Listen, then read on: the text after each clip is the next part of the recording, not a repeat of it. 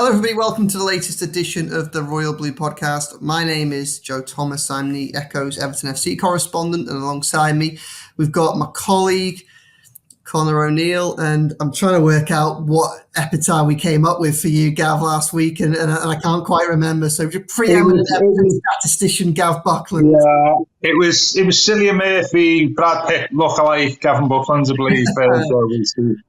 There we go. Well, here we are, lads. We're on the eve of the new season. It's finally here. 8 weeks ago, after all that stress concluded and lifted with Abdoulaye Doucouré's won the goal against Bournemouth, and we were all able to put the Blues to one side for a couple of weeks. In theory, at least, we're back, and I think this is what this podcast is going to have to be about, really. As we speak, Everton have signed Youssef Chermiti. That's a deal that's been done, but I think we've already discussed that at length on this podcast. I think it was clear that he was already on his way. And Sean Dyche, if anybody had any doubts, Sean Dyche basically openly talking about him as essentially an Everton player in his press conference on Thursday probably should have reassured everybody. So Everton have a new forward, but that's not going to be their only forward, hopefully. Obviously, where have we heard that before in a transfer window? They are seeking to find further reinforcements up top and hopefully trying to find someone. And Sean Dyche told me yesterday, that there are players that they are actively following and essentially talks are ongoing with to find a more experienced striker that can bridge that gap between the youth of Chermiti and then obviously the promise of Dominic Calvert-Lewin. Connor, bit of good news going into the first game of the season, but we'll go with an overview of everything. Where's your head at with Everton? Where are they going to finish this season? Sort of all sound difficult. I actually think they'll be okay. I actually think they will be okay this season. I actually agree with what Jamie Carragher said earlier on in the week. I don't know if you've seen it on the overlap where he said, Everton will be effective, but they won't be great to watch. And I think that'll be the case for large parts this season. I think we'll pick up points. I think we'll be hard to beat. And, I think if we do win, it'll be by the odd goal. And I think if we do lose, it'll be by the odd goal, as boring and predictable as that sounds. But yeah, I think Everton could finish anywhere between kind of the 11th to 15th mark this season, which, doesn't sound much in the grand scheme of things. But given the last 2 years, it's a vast improvement. I think, this has been said at length in the last, but, if Everton go into March, April, and they're already safe, that'd be just a relief for us all, won't it? I think after the last 2 years. But yeah, I think I think I've still got doubts over Everton in the sense of the squad is still threadbare, and you are that 1 or 2 injuries and a couple of suspensions apart from really starting to panic and worry a little bit. But as we stand right now, obviously everyone's the squad Everton have got for the opening day. Obviously there's a few missing. I'm quite confident that they can pick up enough points this season to be relatively clear of danger, albeit not exactly challenging for the top half, but be clear of danger and quite solid throughout the campaign. And I think in terms of doing anything above that, again it sounds like a broken record, but it depends on Dominic Calvert-Lewin, doesn't it? I think if they get him fit, they get him playing in the majority of matches, they've got a chance of maybe possibly being a little bit more than just kind of okay across the campaign. If he's not fit, it might be a struggle, and unless they bring someone in. I mean, this is the thing, isn't it? We don't really know until 3 weeks yesterday, was it, when the window closed? I think it's when we could maybe gauge and make a real judgment of where we see Everton. But I think as we stand right now, I'm quietly confident that we've got enough to be comfortably mid-table and not battling relegation. Certainly not going into the final day of the season, even to win to preserve our Premier League status. You said 11th to 15th doesn't sound much. I mean, my heart's doing cartwheels at the prospect of 11th. Well, I don't know what's going on. There'll be someone out there who's telling me that's how far we've fallen. I'd bite your hand off at 15th. I would bite your hand off as well. Gav, I mean, where's your head at? Do you agree with Connor? Are you more optimistic, less optimistic? I was going to say 11 to 15, but I'm quite scared about saying that for your healthy or heart, Joe, to be honest with you. I think broadly, some of it's going to be, it's an unknown at the moment. We don't know what's going to happen in the next couple of weeks in terms of what we bring in. If we bring a couple of players in, I think I'd definitely be confident. I I'm not going to repeat what Connor said, because I think what he said was spot on. I've noticed an increasing sense of optimism amongst Everton fans over the last month. To be fair, by that, that great sample size that's on Twitter, But I think I'm a bit more confident last year that this time 12 months ago, because of Dice, really, compared to Lampard and his experience and so on. I think the key thing for me, really, for this season, which we didn't get right last season, is both Lampard and Dice had similar ends to the campaign, fighting relegation. It's then going into the next season where it's a completely different ball game, where you're playing like sort of what we call business as usual matches, where that tension and stress and all that goes with it about fighting relegation games transition into a more less dangerous area. And I think Frank wasn't prepared for that in terms of managing the players and how to do that, that the usual stuff week in, week out. And I think Dice has got a track record of doing that. So I think I'm far more comfortable with Dice managing us now compared to Frank 12 months ago for that reason.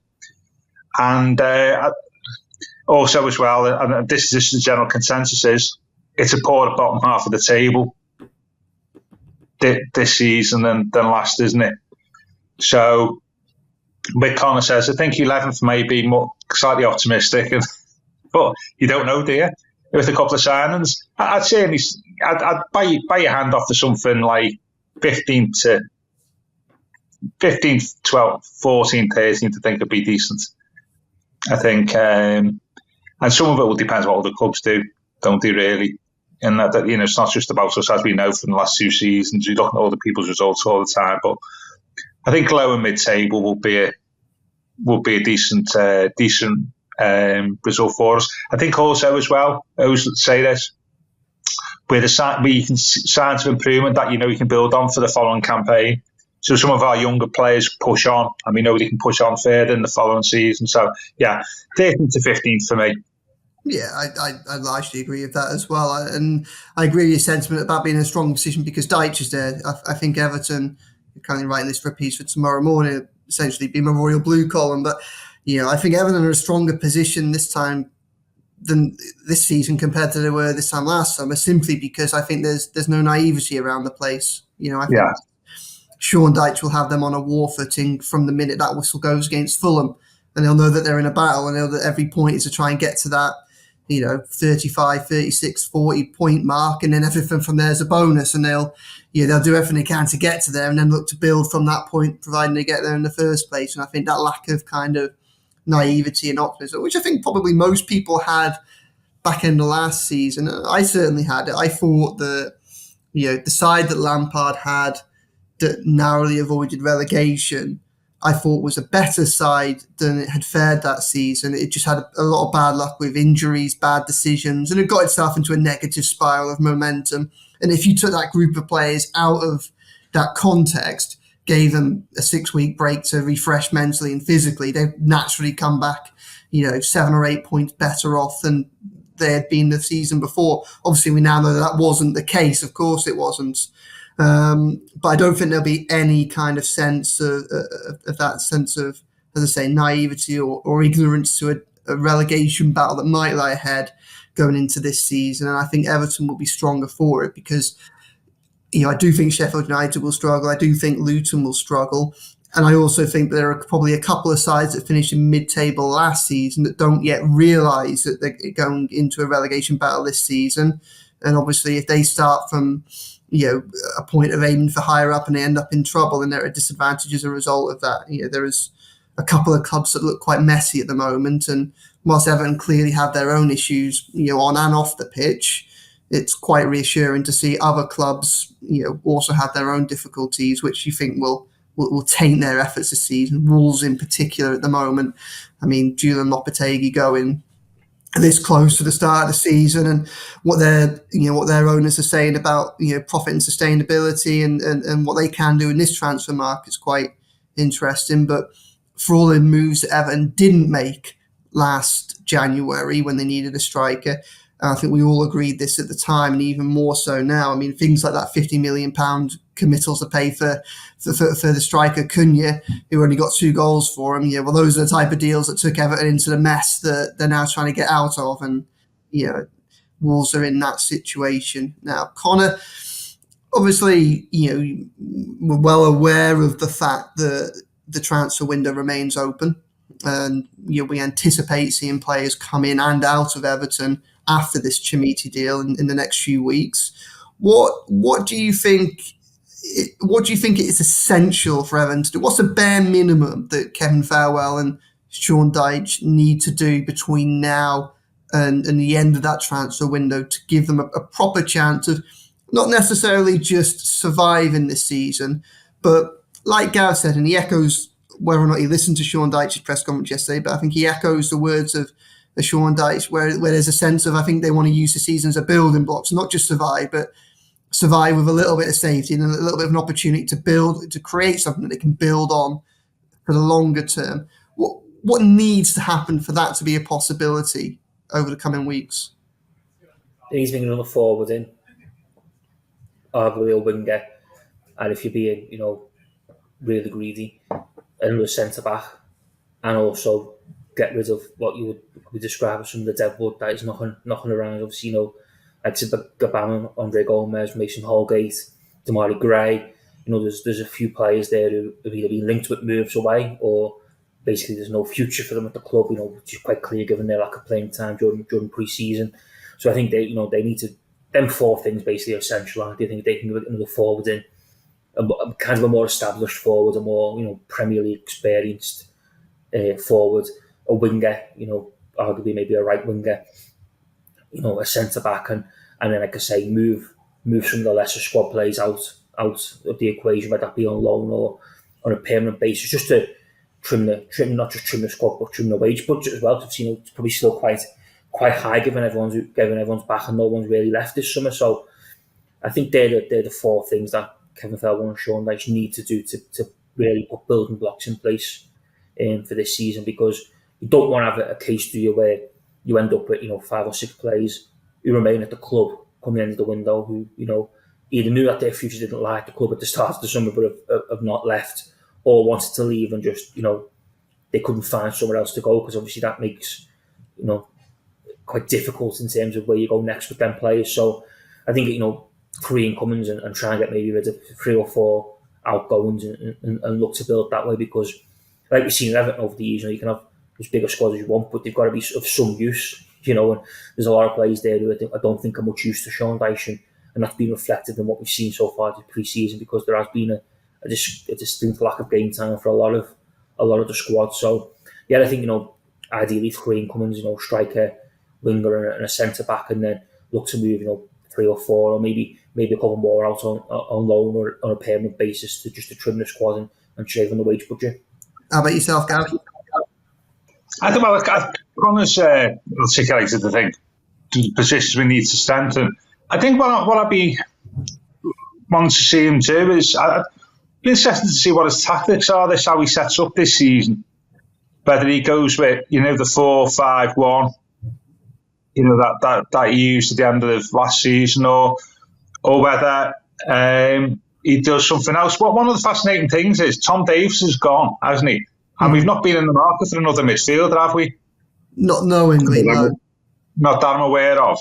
That indicates to me that he might be happy just playing 2 midfielders rather than 3 this season, and maybe moving towards a more 4-4-1-1, 4-4-2 lineup. And I think that's what I'd like to see is see how he changes it. I think the one thing that I don't think is going to be addressed in this transfer window, but is possibly an issue for me, is one of my old hobby horses, is the ages of the players in the squad.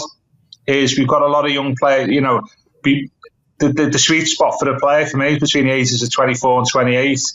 And if you ever listen to me over the years, that's when, those are the ages you want your players at. We've got a lot of players. Your prime, I think, isn't it, Gav? Oh, yeah, absolutely. I like to think my prime I've yet to reach it, Joe, to be fair, though. You see me this week, I think that's not going to happen. But it's seriously, if you have a lot of we've got a lot of players outside of that range. We've got a lot of young players. A lot of them are promising. And we've got a lot of older players over 28. And I think when that happens, that you can get into slightly dangerous territory as a manager, because it can be difficult. I mean, I hear people saying, some of our younger players are laying off the older players. They don't. Once you reach 30, and I've heard quite a lot of old pros say about this, you haven't got the time to give advice and support to younger players. You've got enough problems trying to look after your own fitness and the way you're playing, and your own, just keeping your body fit and up to speed. So I think that's a danger with the squad as I see it. If you haven't got a lot of players in the sweet spot at their peak, and there's reasons for that, obviously. And it'd be interesting to see how Dyche manages that. I mean, you could have a defence, couldn't you, with a 21-year-old right back and a 38-year-old left back, a 31-year-old centre half, and a 21-year-old centre half. Yeah, you certainly could do. And that. Whereas if you look at, say, Moyes' best team, he had 4 defenders, say Hibbert, Jagielka, Lescott, Baines, all between the ages of 24 and 27. And so I think that's going to be a challenge for Dyche, I think, how that squad balance and meshes together and stuff. And that'd be the other fascinating thing for me, really. I mean, it's an interesting point you make, and I think that there has to be an acknowledgement this is going to be a transition year. Yeah. Some of those changes will probably happen naturally. I think we may well have discussed this at previous times this summer on the pod, but we may not. I can't quite remember. Next summer clearly represents a big opportunity for Kevin Felwell, Sean Dyche, if he then extends his stay at Everton, because his contract would. No, sorry, you've got another year after that. Sorry. That's their best opportunity to remodel this squad. A lot of the big wages go. A lot of the older players go. Andre Gomez goes. Jean-Philippe Gabin goes. Idrissa Gueye goes. Abdoulaye Doucouré goes. Obviously, if their contracts, if they don't sign new deals. So there's a real opportunity to kind of lower the age of the squad and also free up some money, certainly from the wage bill, to perhaps try and get players earlier on in their career. And obviously, similarly, the likes of Amadou Onana, James Garner, Nathan Patterson, etc., will all be 1 year further on as well, won't they? I think it's fair to say that on a number of levels, there are lots of reasons to be. There's light at the end of the tunnel. If Everton can get to the end of this season and still be in the Premier League, there's a real opportunity then to be positive and to be proactive in a rebuild. They've just kind of got to get there first, haven't they? And I think that might be a little bit clunky this season. Like what Carragher said, I don't think they'll always be the best team to watch. I think some of the games might be quite grueling, and they might just have to battle out 1-0 wins and snatch points here and there. But hopefully it'll all be working towards a greater goal in the long term, won't it? And I think it's probably quite encouraging to see some younger players come in, like obviously Chimiti. We see Nathan Patterson being given a chance, albeit hasn't had a lot of competition, but given a chance in pre-season. You suspect that right back is going to be his position. I think 4-4-1-1 feels like the most sensible. It feels like the best way to get the best 11 players on the pitch for Everton. I think Arnaud Danjuma, if you play him in that support striker role to Dominic Calvert-Lewin, I think that's where he does his most damage. I think that's where he's most effective for Villarreal in the season. He took them to a Champions League semi-final. And also what it does do is if you play him in that kind of support striker role, it doesn't mean that you're then taking Dwight McNeil, who probably Everton's most effective attacking player in the second half of last season. You're not then moving him out of position to then try and accommodate other people. So that requires him to be fit. And I think there are legitimate concerns about the idea of a two in midfield, what would essentially be a two-man centre midfield for Everton. But if you had McNeil on the left and Iwobi on the right, it would probably effectively be a flat midfield four, and there are two wide midfielders under Dyche at the end of last season did a lot of defensive work. So you perhaps kind of, maintain some of the resilience defensively by having them doing the jobs that they so often do under Dyche. one of the interesting things, I guess, is possibly that we're going to see the disconnect between how Dyche wants to line up and how he can line up for Fulham. Obviously, we know there's a little bit of kind of uncertainty over Danjuma and Dominic Calvert-Lewin. I think both players think that they're pretty much ready to come in. I think the manager, understandably, is cautious about bringing in players too soon. We know why, because Everton have been burnt by that on so many occasions, particularly with Dominic Calvert-Lewin. But it's going to be intriguing to see how he lines up tomorrow, isn't it, Connor? Because for all the optimism about the potential for a mid-table finish, the injuries that Everton currently have, and with work still clearly to be done within the transfer window, tomorrow the season could start with a real reflection of how vulnerable Everton are to suspensions and injuries, couldn't it? I mean, if there's no McNeil, no Calvert-Lewin, no Danjuma, then that's going to be quite an interesting attacking unit there, and I don't quite know how he addresses that. Probably Mope up top, and maybe Iwobi on the left and Garner on the right. I think it's, and it's bad to say this, but it's the first day. It's like your worst fears. The worst fears you can think of come in reality, isn't it? In some respects, and I know what I said earlier about the threadbare squads and a couple of injuries. You're almost living that worst nightmare tomorrow, aren't you? Essentially, because if that Danjuma and Calvert-Lewin don't make it, obviously McNeil won't make it. It is very much going to be Neil Mope expected to lead the line with James Garner on the right, Iwobi on the left. So, yeah, I think we'll be getting a first-hand look of what Everton could look like with a few injuries or suspensions in it during the season, which is quite alarming for the opening day. But it's baffling, isn't it, a little bit Danjuma and Calvert-Lewin, though, isn't it? Because Dyche is seemingly he played both with the fact both of them being available down. When I spoke to him, after the Sporting game, and I know when you were at the press conference on Thursday, he doubled down on them kinds of predictions, them claims that he made last Saturday. But both players have separately, indicators that Danjuma's been tweeting. I think he's back training and stuff like that. And obviously, Calvert-Lewin, told ourselves that he feels fit and ready to go on the opening day against Fulham. So I don't know whether maybe both of them might not start, but they might be on the bench, or at least Calvert-Lewin will be on the bench and he could come on, which I think when you think of how, obviously Sean Dyche was very reluctant to use the substitutions last season and always has been, but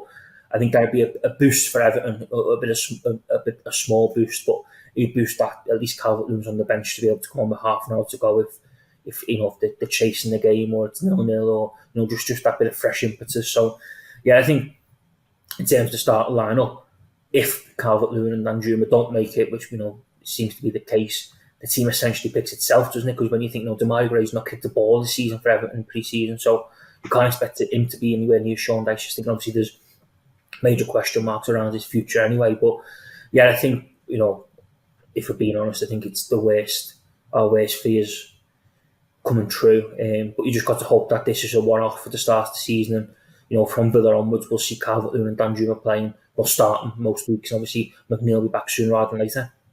Absolutely. Gav, what's your starting lineup for tomorrow? If we work on the basis that say he doesn't take a chance with either Danjuma or Calvert-Lewin, where are you going? I don't know. We said Mope, didn't we, on as much as someone may find that unpalatable. Said that on Monday. I don't know that there's any other real solution. Obviously, Tom Cannon has been injured for the vast majority of pre-season, and Yusuf Chamiti, everything was announced in advance of midday on Friday, so I don't foresee there being an administrative problem with him playing. Obviously, they have to be signed off by noon, the last working day before the fixture. So if you would imagine that would get done before the announcement is made, and therefore he would be fine. But obviously he's someone. I mean, he hasn't even trained with, or as of this morning, he may well have done since. He hadn't even trained with the first team yet. So I mean, he's not going to come, or be very surprising if he came straight in. So I don't actually know how they line up without. And you're not going to Mope, aren't you, really?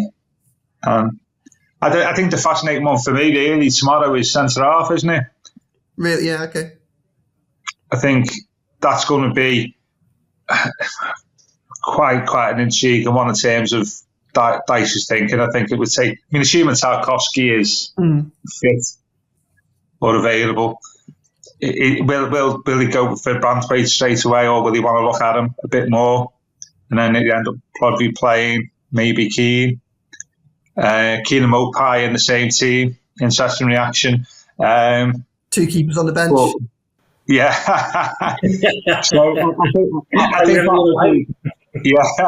I think that would be an interesting insight into Dyche's thinking about for the season, really, about whether he throws Branthwaite in straight away with Tarkowski. I think that's an area that when I get the team sheets at 2:00 tomorrow, that'll be the first thing I'll look at. Who's playing centre half? Because I think the other ones sort of for Mopai. Did you think Garner will play wide right again?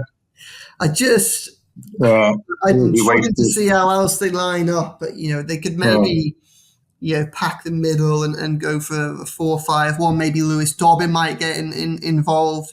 I don't think he's likely to be a long-term solution to the Premier League squad, but given the lack of options they've got at the minute, obviously Mykolenko has played 245 minutes. You'd imagine he'd be in the same situation as Dominic Calvert-Lewin. Otherwise, playing him at left back would free up Ashley Young to play up on the left of midfield, and that solves a lot of or a chunk of the issues anyway. But I wouldn't be surprised if we saw something similar to Sporting and we ended up with Garner and Iwobi out wide and going from there. Really, that may well end up being the case. I should think, but I mean, it's hard to second guess because again, Everton been unfortunate because if arguably their three most potent attacking threats are all out, that is unlucky this stage of the season. But obviously, it is something that you have to roll with, and most squads are now capable of being able to deal with those type of absences and still field something resembling a competitive attacking unit.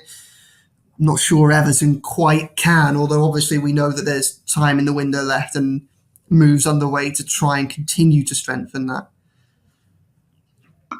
Yeah, I agree. I think it'll just be an interesting conundrum in a couple of places, but hopefully you'll see in the next couple of weeks that we'll be more towards close strength. So, what he said about McNeil yesterday. Don't know what you thought. Yeah, well, we reported that last weekend that when Dyche spoke to Connor, he said that it was going to be weeks for McNeil. So, that's clearly an issue. It's more of an issue when Danjuma isn't available or Mykolenko isn't available, because obviously Danjuma can either play there or Mykolenko can free Ashley Young up to play there, like we saw against Wigan. Having the two of them out at the same time is unfortunate. Like I say, Danjuma may well be in and around. I was with him at Finch Farm earlier on this week, and he seemed quite confident about his fitness. But again, we can completely understand why Sean Dyche would choose to be cautious with players in their return because of how fragile that squad is and how important these players are in the longer term to them. So I guess we'll have to wait and see. I'd be surprised if he started Branthwaite, in the sense that I just think that Everton have limited options at centre back, and they still have quite a threadbare squad. And I think that we know that Michael Keane's a confidence player, and okay, confidence doesn't matter so much if he's not in the side, but the message that might send to someone he might end up relying on sooner rather than later, say for instance if Branthwaite struggles when he comes in, I think that'd be a big call to put him in, to send that message out straight away when there are so few options and alternatives. Yeah, it's a good point. Yeah, it's your place to lose, Michael, would be the message, wouldn't it, really?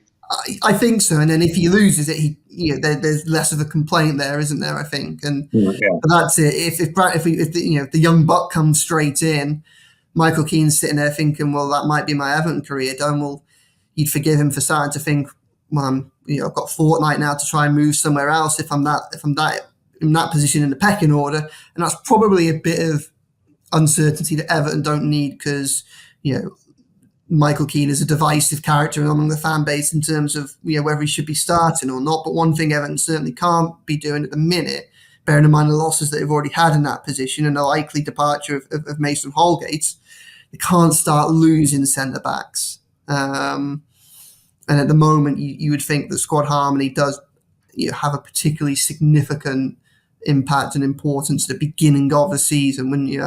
That's my thoughts anyway. That's it. Right, Connor, first time this season. Going to come to you first for predictions. What are you going with?